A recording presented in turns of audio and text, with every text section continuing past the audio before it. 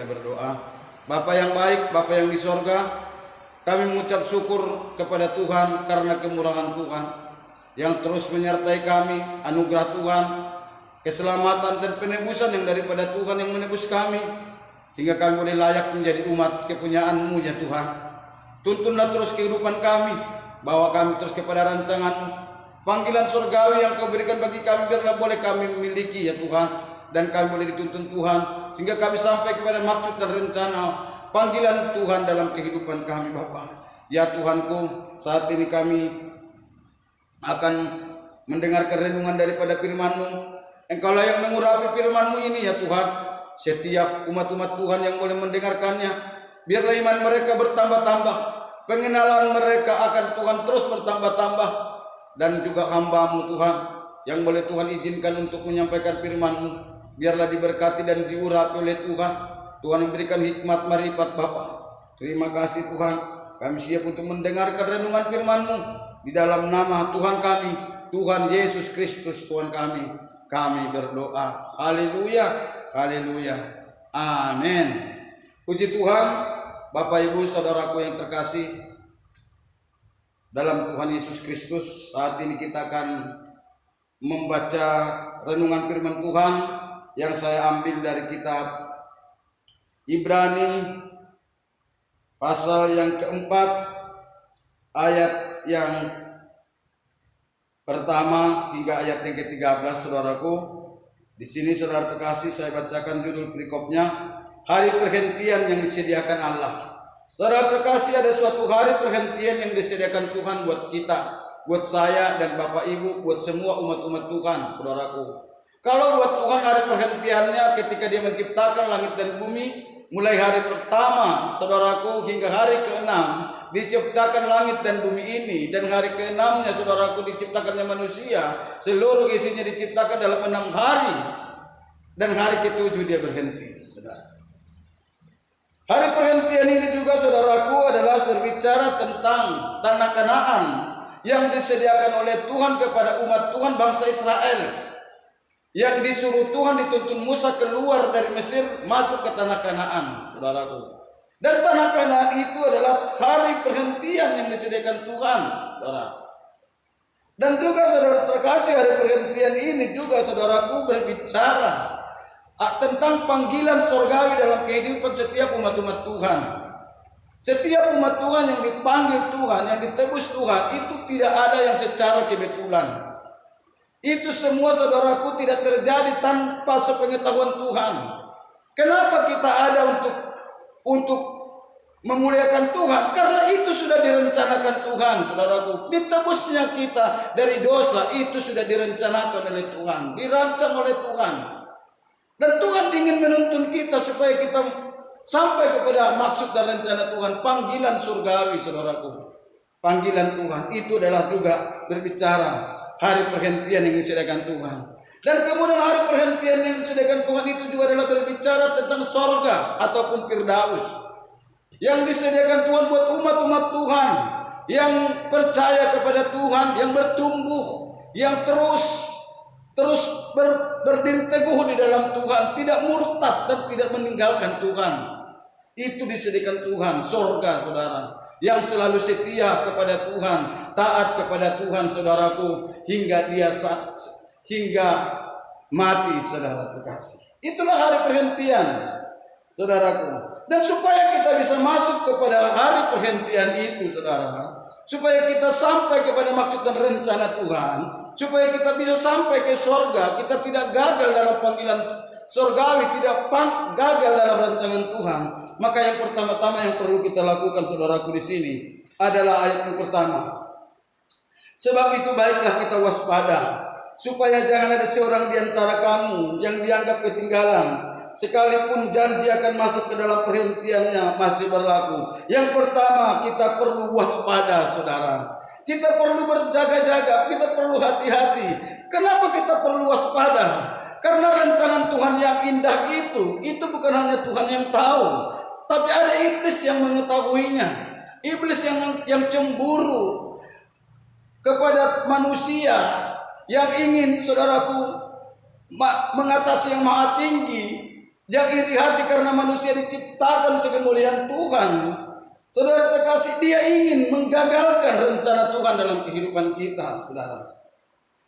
Dia ingin, saudara terkasih, mengocoh setiap umat-umat Tuhan, supaya umat-umat Tuhan itu gagal dalam panggilan Tuhan, saudara. Supaya umat Tuhan itu masuk neraka. Saudara terkasih, neraka diciptakan Tuhan bukan untuk manusia, saudaraku. Tetapi neraka diciptakan Tuhan untuk iblis, untuk setan, semua rombongannya, saudara. Tetapi kenapa ada manusia ke sana? Itu karena iblis yang mengocoh, iblis yang mempengaruhi supaya jangan hanya iblis saja yang masuk ke neraka itu, tapi ikut manusia. Sehingga siapa-siapa ya saudaraku yang terpengaruh, saudara terkasih, akan masuk ke sana. Siapa-siapa yang tidak berhati-hati, siapa-siapa yang tidak waspada akan terseret olehnya, saudara. Tapi kepada kita Tuhan katakan, waspadalah supaya kita jangan terpengaruh olehnya. Saudaraku, ketika di Taman Eden, saudara terkasih, Adam dan Hawa ditempatkan Tuhan di sana. Begitu indahnya, begitu baiknya mereka di sana. Tetapi keindahan, kebaikan, damai sejahtera, kebahagiaan yang dialami oleh manusia pertama, bapa leluhur kita, ada Adam dan Hawa di Taman Eden, itu dilihat oleh iblis, dan iblis berusaha menggagalkan kebahagiaan itu, saudaraku. Hingga apa yang sudah Tuhan perintahkan, yang tidak boleh dilanggar, manusia langgar karena dipengaruhi oleh iblis, saudara. Ada perintah di situ, setiap pohon yang di tengah taman ini boleh, yang di taman ini boleh kamu makan, tapi kecuali pohon yang di tengah taman itu, buah pengetahuan dan buah kehidupan jangan kamu makan. Tetapi itulah yang dimanfaatkan oleh iblis supaya manusia itu tidak taat kepada Tuhan. Lalu saudaraku, gagallah saat itu manusia yang diciptakan Tuhan ini, saudara terkasih, akhirnya jatuh di dalam dosa, saudaraku. Karena apa? Karena tidak waspada. Kita bersyukur karena ada penebusan Tuhan di kayu salib. Tuhan boleh hadir, datang di dunia, lahir, menjadi manusia, saudaraku, dan mati di kayu salib untuk menebus setiap dosa-dosa manusia, sehingga manusia yang percaya kepada Tuhan boleh layak kembali memuji memuliakan Tuhan. Haleluya. Saudaraku, untuk itu yang pertama perlu kita waspada supaya jangan kita ketinggalan, supaya jangan gagal. Karena apa? Karena janji untuk masuk perhentian itu masih tetap berlaku. Janji untuk supaya kita sampai kepada rencana Tuhan itu masih tetap berlaku. Tuhan tidak pernah menggagalkan apa yang Dia rancangkan. Kalaupun ada yang gagal, itu bukan Tuhan, tapi itu adalah manusia. Manusianya yang gagal. Tuhan tak pernah gagal, saudaraku. Jangan pernah kita berpikir Tuhan itu pernah gagal. Tidak.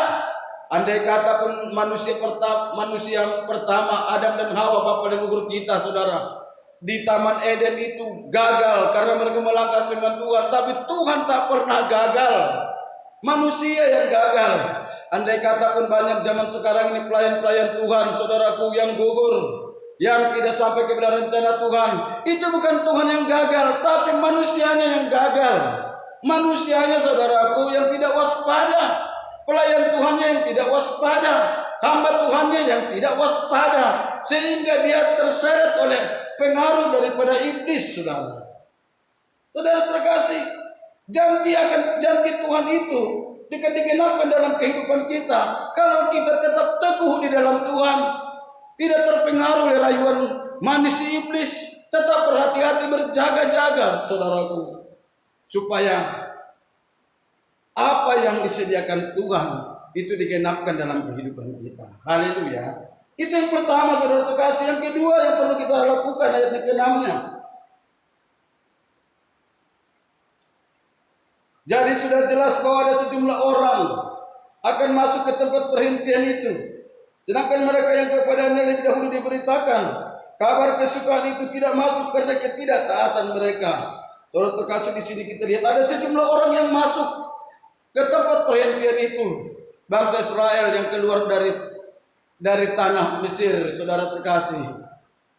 Ada yang sampai ke tanah Kanaan, namanya Joshua dan Kaleb. Saudaraku, lainnya yang masuk itu adalah bangsa Israel yang lahir di padang gurun.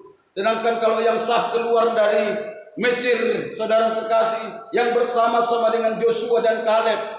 Saudaraku, semuanya mati di padang gurun. Hanya Joshua dan Kaleb yang sampai bersama-sama dengan anak-anak mereka yang lahir di padang gurun, saudaraku. Itulah yang sampai, saudara terkasih.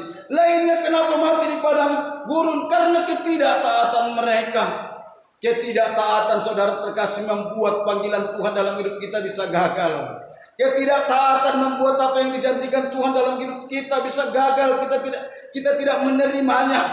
Ketidaktaatan, saudaraku, membuat, saudara terkasih, kita tidak masuk surga. Adam dan Hawa diusir dari Taman Eden karena mereka tidak taat. Dosa pertama, saudaraku, adalah dosa pelanggaran, dosa ketidaktaatan kepada Tuhan. Itulah sebabnya, saudara terkasih, supaya kita sampai kepada rencana Tuhan, supaya panggilan Tuhan digenapkan dalam hidup kita, supaya nanti kalau kita mati masuk surga, kita perlu taat kepada Tuhan, taat kepada perintah Tuhan. Kalau sudah Tuhan suruh, saudaraku, kita beribadah, maka beribadahlah. Kalau Tuhan suruh kita memuji memuliakan nama Tuhan, maka memuji memuliakan Tuhanlah. Kalau sudah Tuhan suruh, saudaraku, kita, saudara terkasih, melayani Tuhan, maka layanilah Tuhan. Kalau sudah Tuhan suruh kita berubah, seperti dikatakan dalam Roma 12 ayat 2, jangan lagi serupa dengan dunia ini, maka berubahlah, saudaraku. Kita perlu taat, saudaraku, di dalam Tuhan. Kita perlu taat kepada perintah Tuhan. Tidak bisa dipilah-pilah apa yang Tuhan firmankan. Tiap-tiap firman Tuhan yang kita boleh ketahui, tiap-tiap perintah Tuhan yang boleh kita ketahui, kita harus, saudaraku, mentaatinya, supaya kita sampai kepada apa yang sudah Tuhan rancangkan dalam kehidupan kita, saudara terkasih. Supaya apa yang sudah Tuhan janjikan, tempat perhentian, tanah Kanaan, panggilan surgawi, surga Firdaus, boleh menjadi milik kita, saudaraku. Kita boleh masuk ke sana, saudara terkasih. Haleluya. Kemudian yang ketiga, saudaraku, yang Tuhan inginkan supaya kita boleh sampai kepada rancangan Tuhan, supaya hari perhentian itu, saudaraku, boleh kita miliki, saudara terkasih, kita harus berusaha. Tuhan suruh taat, saudaraku, maka kita harus juga berusaha. Karena, saudara terkasih, banyak orang taat tetapi tidak mau melakukannya, hanya sekedar taat tapi tidak mau bertindak, saudara. Kita lihat, saudara terkasih, ayat yang 11. Karena itu baiklah kita berusaha untuk masuk ke dalam perhentian itu, supaya jangan seorang pun jatuh karena mengikuti contoh ketidaktaatan. Itu juga kita perlu berusaha, saudara terkasih, supaya kita sampai ke rencana Tuhan. Hari perhentian itu boleh kita miliki. Kita perlu berusaha, saudara. Percaya kepada Tuhan dan bertindak. Iman tanpa tindakan hakikatnya kosong. Percaya saja tidak cukup. Taat saja hanya sekedar taat tidak cukup. Tetapi perlu bertindak, saudara. Saudara terkasih, suatu kali, saudaraku, ketika, saudara terkasih, Musa menyuruh 12 pengintai, saudara terkasih, untuk mengintai tanah Kanaan. 10 di antara mereka, saudara terkasih, berkata, tanah Kanaan itu memang subur, madunya banyak, tandanan anggurnya besar-besar di sana. Tapi orang-orang enak yang ada di dalamnya besar-besar, orang Kanaan yang ada di dalamnya besar-besar. Kita tidak mungkin masuk ke situ. Kita tidak mungkin masuk ke situ. Mereka, saudara terkasih, sampai, saudaraku, mengoyakkan pakaian mereka, saudaraku. Tapi beda dengan Joshua dan Kaleb. Joshua dan Kaleb, saudara terkasih, waktu itu, saudaraku, berkata, tidak, kita bisa masuk ke tanah Kanaan itu. Kalau Tuhan menyertai kita, kita bisa masuk ke tanah Kanaan itu. Lalu saudara terkasih, mereka, saudaraku, berkata kepada Musa, kita bisa masuk ke tanah Kanaan itu. Maka, saudara terkasih, apa yang terjadi di antara bangsa Israel, saudaraku, yang 10 pengintai itu, saudaraku, Tuhan marah kepada mereka karena mereka tidak percaya. Mereka tidak mau bertindak untuk masuk ke tanah Kanaan itu. Mereka tidak yakin kepada Tuhan. Joshua dan Kaleb, mereka percaya kepada Tuhan, saudara terkasih. Mereka masuk ke tanah Kanaan itu. hingga mereka lah yang Tuhan izinkan untuk boleh masuk ke tanah Kanaan yang disediakan oleh Tuhan. Demikian juga kita, saudaraku, kita harus berusaha untuk boleh melakukan apa yang dikehendaki oleh Tuhan. Kita harus berusaha supaya segambar dan serupa dengan Tuhan. Kita harus berusaha supaya jangan serupa dengan dunia ini. Kita harus berusaha, saudara terkasih, berubah. Kita harus berusaha supaya setia taat ikut Tuhan. Kita harus berusaha supaya selalu datang beribadah kepada Tuhan.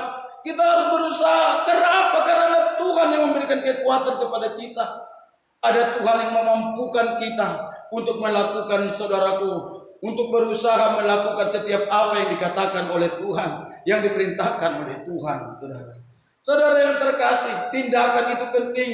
Iman tanpa tindakan hakikatnya mati. Kita perlu bertindak untuk melakukan kehendak Tuhan. Saudaraku, memang banyak tantangan. Di dalam kitab dikatakan, memang setiap orang yang beribadah kepada Tuhan akan menderita aniaya.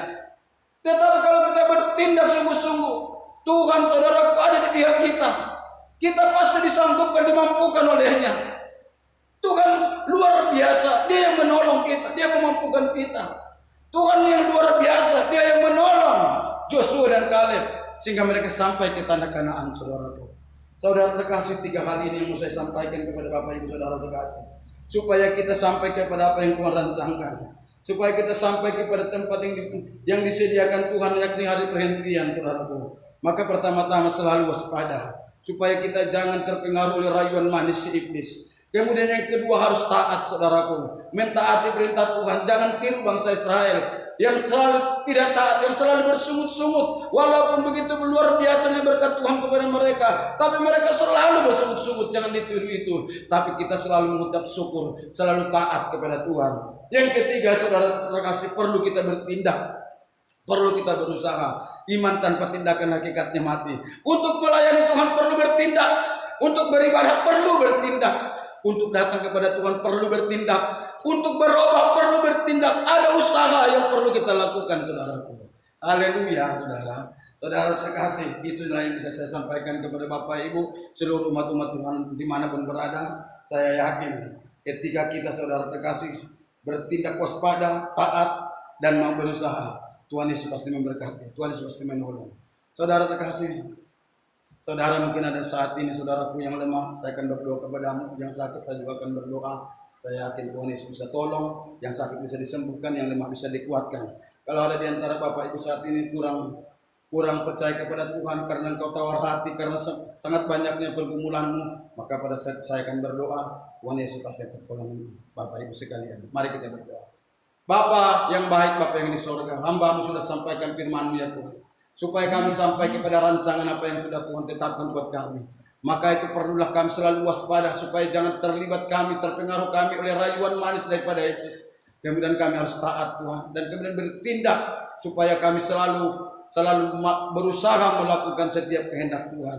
Bapa surgawi, hamba berdoa buat setiap pemirsa yang mendengarkan firman-Mu ini Tuhan. Biarlah mereka dikuatkan oleh Tuhan, biarlah mereka dipimpin Tuhan sampai kepada rencana Tuhan. Yang sakit pada saat ini hamba berdoa, biarlah disembuhkan dalam nama Yesus. Yang lemah pada saat ini hamba berdoa supaya dikuatkan oleh Tuhan di dalam nama Yesus. Yang tawar hati pada saat ini hamba berdoa, biarlah dihiburkan oleh Tuhan di dalam nama Yesus. Di dalam nama Yesus, seluruh umat-umat Tuhan hamba serahkan ke tangan pengasihan Tuhan. Hamba berdoa hanya di dalam nama Tuhan Yesus Kristus Tuhan kami berdoa. Haleluya, haleluya, amin.